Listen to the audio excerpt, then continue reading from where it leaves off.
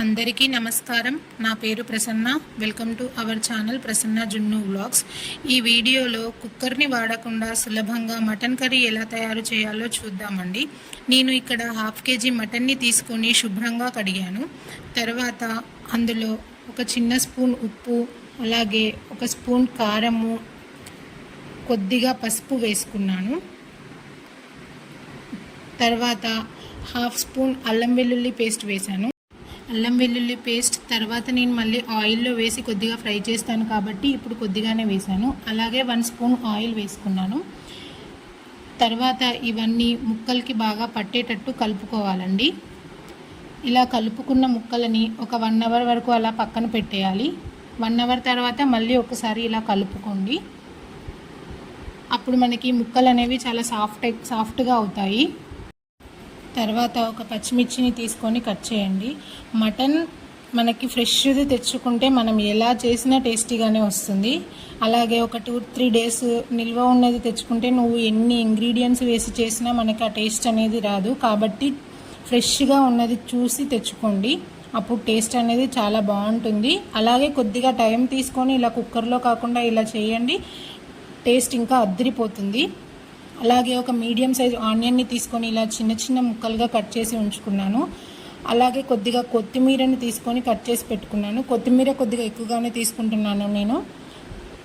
కొద్దిగా ఆయిల్లో వేసి ఫ్రై చేస్తాను. అలాగే లాస్ట్లో కర్రీ మొత్తం అయిపోయాక స్టవ్ ఆఫ్ చేసే ముందు వేసేసి అలాగే మూత పెట్టేస్తాను. అలాగే స్టవ్ ఆన్ చేసి కళాయి పెట్టి కొద్దిగా ఆయిల్ వేసి ఆయిల్ బాగా హీట్ ఎక్కిన తర్వాత మనం ముందుగానే కట్ చేసుకున్న పచ్చిమిర్చిని వేసుకోండి. తర్వాత ఆనియన్ ముక్కల్ని వేసుకొని ఒకసారి బాగా కలపండి. అలాగే తొలి ఏకాదశి రోజు మీరు మీ ఇంట్లో ఏమేమి స్పెషల్స్ చేసుకున్నారో నాకు కింద కామెంట్ బాక్స్లో కామెంట్ చేయండి. అలాగే తొలి ఏకాదశి రోజు కొంతమంది ఉపవాసాలు ఉంటారు, కొంతమంది నాన్ వెజ్ వండుకుంటారు. ఏది కరెక్ట్ అనేది నాకైతే తెలియదు. కాకపోతే వాళ్ళ ప్రాంతాలని బట్టి అలా చేసుకుంటారేమో. ఇక్కడ కొత్తిమీర కొద్దిగా వేసి ఫ్రై చేసుకున్నాను. తర్వాత అల్లం వెల్లుల్లి పేస్ట్ ఆల్రెడీ మనం ముందుగానే మ్యారినేషన్లో వేసుకున్నాం కాబట్టి ఇక్కడ కొద్దిగా వేస్తే సరిపోతుంది. అల్లం వెల్లుల్లి పేస్ట్ కూడా కొద్దిగా ఫ్రై అయిన తర్వాత మనం ముందుగానే మ్యారినేషన్ చేసి పెట్టుకున్న మటన్ని వేసుకోవాలి. మటన్ని వేసుకున్న తర్వాత ఒకసారి బాగా కలుపుకొని మూత పెట్టకుండా ఒక 5 మినిట్స్ అలాగే వదిలేయాలండి. అప్పుడు మనకి నీచు వాసన అనేది రాకుండా ముక్కలు అనేవి ఫ్రై అయ్యి స్మెల్ అనేది పోతుంది. 5 మినిట్స్ తర్వాత మళ్ళీ ఒకసారి కలుపుకొని తర్వాత మూత పెట్టుకోండి. ఇక్కడ నేను 5 మినిట్స్ తర్వాత మళ్ళీ కలుపుతున్నాను. ఒకసారి మూత పెట్టి ఒక 5 to 10 మినిట్స్ అలా ఉంచండి. తర్వాత మనకి మటన్ ముక్కలలో నుంచి వాటర్ అనేది రిలీజ్ అవుతుంది.